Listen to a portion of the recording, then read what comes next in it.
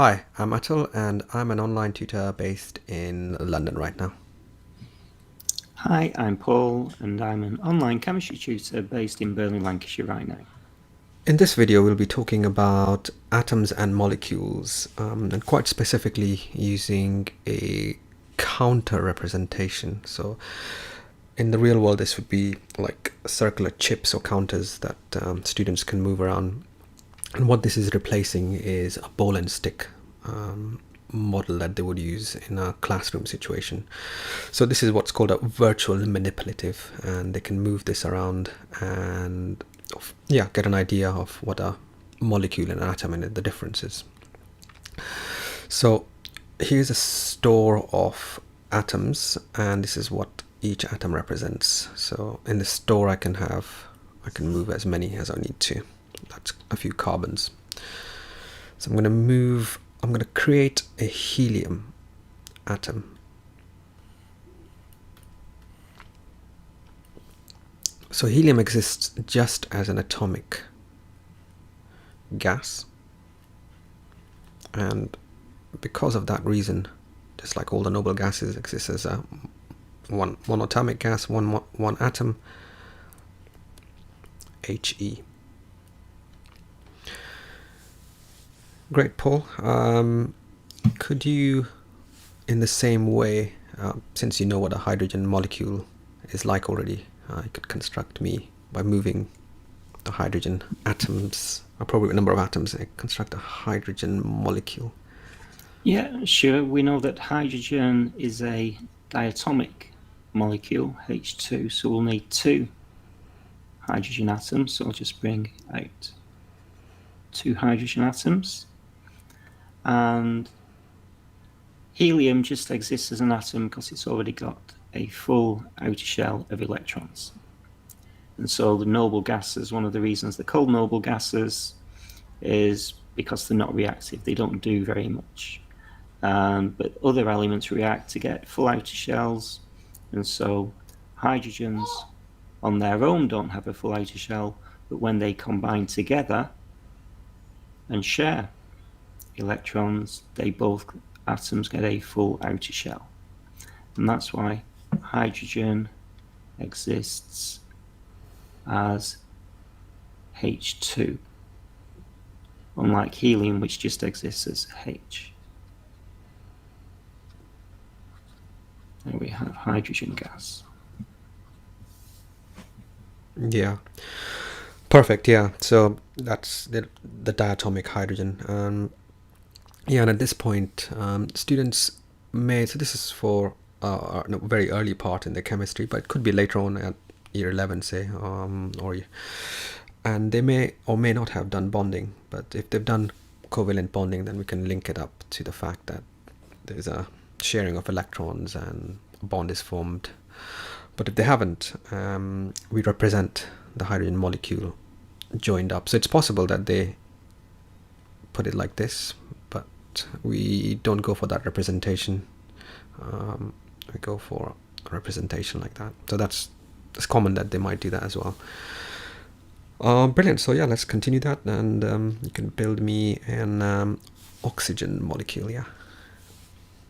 Okay, so oxygen, a lot of people will have heard of O2. So it consists of two oxygen atoms, and they combine together again for the same reason to get. So both oxygen atoms get a full outer shell, a stable electron arrangement. So that is oxygen. And we can represent that as O2. Perfect. So yeah, that's great. And another point I forgot to mention was that we have deliberately chosen these counters to be of those sizes. It's because they, roughly speaking, represent the proportional atomic radius of those elements and molecules, well, elements put together.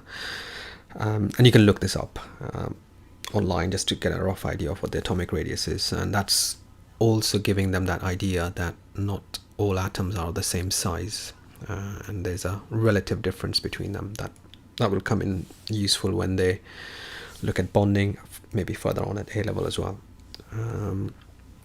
Okay, great. So that was all the same element using molecules. So let's move on to one where you have different elements making the next molecule. So let's go for methane, which you already know what it looks like. So you could, you could go for that one. Okay, so methane, we know, is CH4, so we'll need 1 carbon and 4 hydrogens. 1, 2, 3, and 4.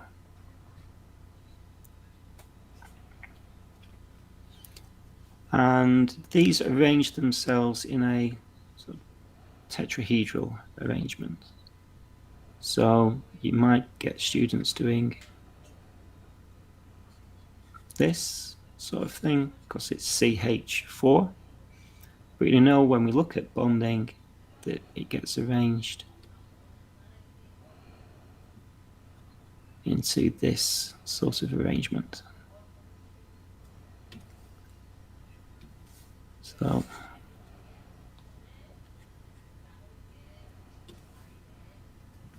that is methane.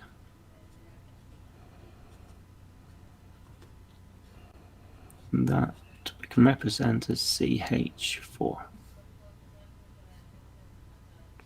Brilliant. Yeah, and that's a great point that some students, yes, if they haven't done bonding yet, or for whatever reason, it's quite common actually, they put the C and then the 4 hydrogens after that, like you just showed, because they take the literal left to right reading of it. So if they haven't done bonding, we can obviously tell them why it's like this before they've done bonding. If they've done the bonding, then you can reiterate the fact that the bonding works this way, and that's what it's a tetrahedral structure. That's what it looks like in space as well. Okay, we quite need to finish off with one other one. Let's go for carbon dioxide. Okay, so carbon dioxide, in the name, we've got 1 carbon and dioxide, 2 oxygens. So I'll take 1 carbon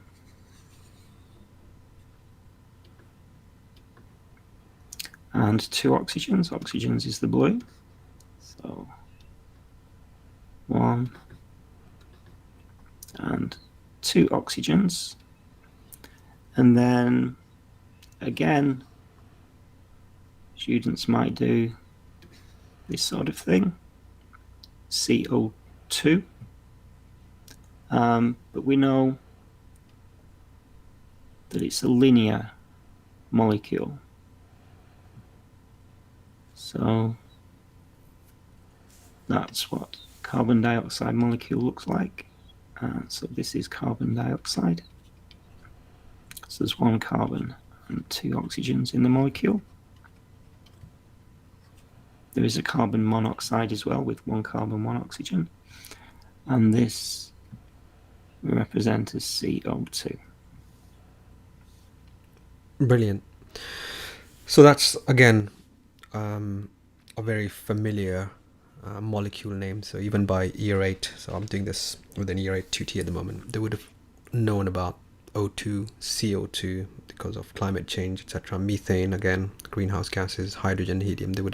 These are very familiar elements, and so they would already know about these things. But what this does is it gives them this control, this two-way interactivity, where they don't have to have these ball and stick things, which are, if they don't have that at home, they can't explore this, but this they can explore at home. They get to move things, you get to move the things. It's fairly accurate in how big and small the atoms are, how they're linked together, and so this is just the beginning of a series of videos where we use these manipulatives, virtual manipulatives, in teaching these chemistry ideas of molecules and atoms, which will further extend to equations formation of new compounds from elements, formation of compounds from other compounds, etc. So this representation can be extended quite a long way out, and that's what we'll be doing in the next series of videos. Yeah. I think what we can also show here is if we use the backwards arrows,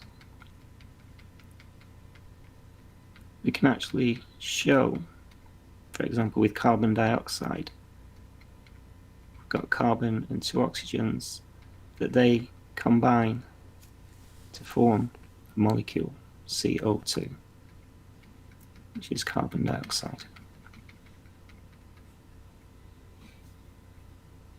Yeah, that's a fantastic point. Yeah, you get this animation effect in bit paper where just by pressing the undo button, they can. I often consider this very carefully, this idea of cognitive load, where I've been talking and doing stuff and they've been doing stuff. They often have to focus and like just do, because that's the only thing they can hold in their head at the time. After we've done this, I might just, there'll be no speaking,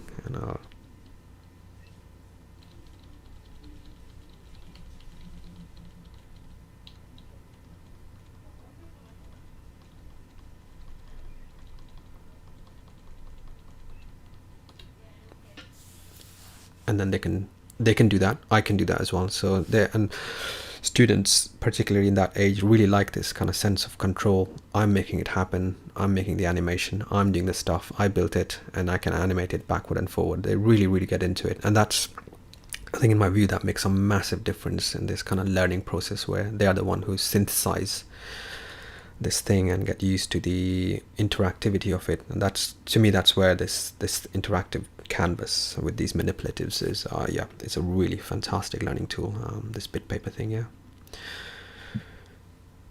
brilliant. So yeah, we'll make another bunch of videos based on these representations. Yeah, thanks for your assistance, Paul, for playing the student, and we'll do the next one soon. Okay, thanks, Atul. All right, bye for now. Bye. Bye.